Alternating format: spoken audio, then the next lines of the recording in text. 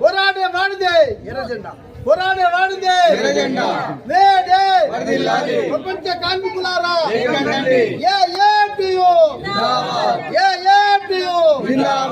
శ్రామిక శక్తి తెలంగాణ పీడి వర్గాల యూనియన్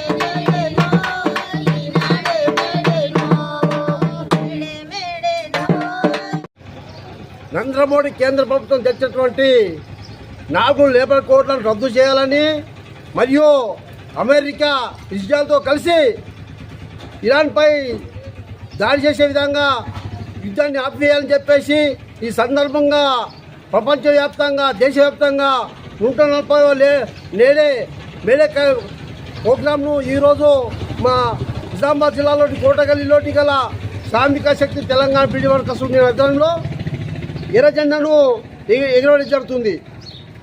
1886 మే 1న అమెరికాలోని చికాగో నగరంలో వస్త్ర పరిశ్రమలో పనిచేసేటువంటి కార్మికులు సమ్మె చేస్తుండగా అక్కడ ఏ మార్కెట్ వద్ద కార్మికులపై అక్కడ రాక్షస మూకలు పోలీసు బలగాలు కాల్పిన జరుపుల్లో 6 కార్మికులు అమలైనారు. వారి రక్తం తరపడంతో ఎగిరేసిన ఎర్రజెండా నేటికి కొనసాగుతుంది. అట్లాగే ప్రభుత్వము 2024లో 4 ఇన్సూరెన్స్ పథకాలను ప్రైవేట్ పరం చేసింది. ఒకటి శాస్త్ర అంగవైకల్యము, తాత్కాలిక అంగవైకల్యము మరి సహజ మరణము, మరియు ఇంకోటి పూర్తి.